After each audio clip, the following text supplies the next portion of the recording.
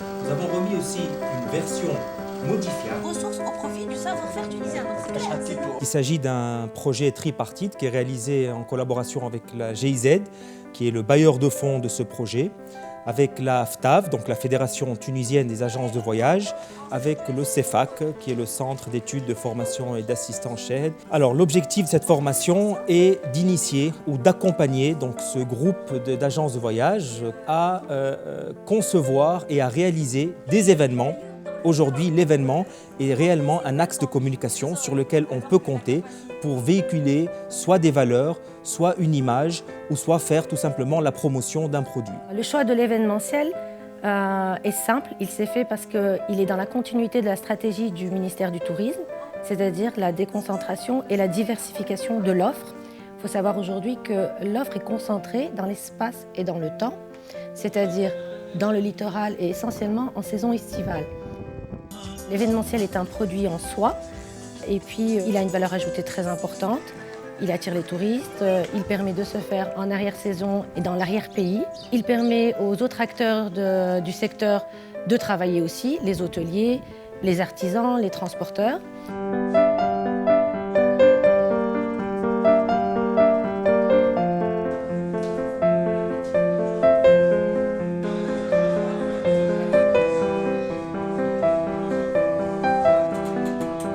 Le fait de promouvoir l'événement, ça permet de mettre la lumière sur la ville, sur une région et même sur tout le pays. On a réalisé un cursus de formation qui est parti de la conception d'un événement. Donc on les a réinitiés sur la typologie d'un événement. On les a initiés sur un business model. Ensuite, on a travaillé avec eux sur l'organisation, sur la planification d'un événement et sur la logistique. Par la suite, on a travaillé sur la communication et la commercialisation.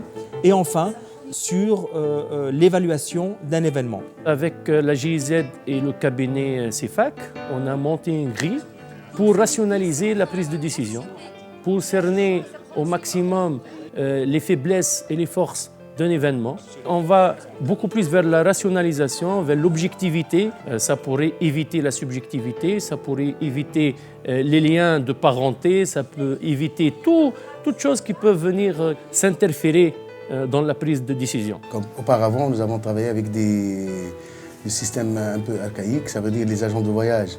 Ils seront dans l'obligation chaque fois d'appeler leurs collègues pour avoir du matériel disponible.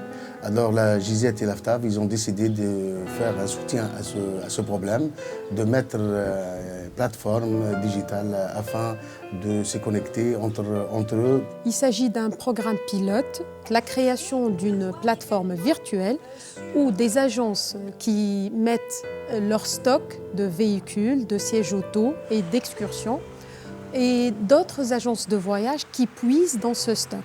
Donc il y a de l'offre et de la demande et on a trouvé que c'est très légitime de la part de la Fédération tunisienne des agences de voyage et de tourisme d'assumer ce rôle de plateforme ou de plaque tournante pour assurer cette proximité. La Tunisie est aujourd'hui au milieu de la mer du milieu. Donc quel est l'endroit le plus rêvé sur le bassin méditerranéen pour faire venir des touristes. Donc il faut absolument que la Tunisie essaie de capitaliser sur son endroit qui est extrêmement stratégique, à 2h30 pratiquement de toutes les grandes capitales européennes. Nous sommes en train de changer un peu le tourisme de masse. Il reste toujours un support pour le tourisme alternatif, mais maintenant on a changé. On est en train de chercher des autres modèles de tourisme tels que le tourisme durable, le tourisme de niche, le tourisme chez l'habitant. Nous avons senti aussi que les clients préfèrent ce type de tourisme. Nous avons des circuits qui sont sur l'île de Djerba, tels que Djerba Oud, c'est le village maintenant qui a beaucoup de succès. Donc nous sommes en train de voir comment on peut exploiter ce produit. Nous espérons leur avoir donné des outils pour qu'ils puissent réussir pour leurs événements à partir de 2015.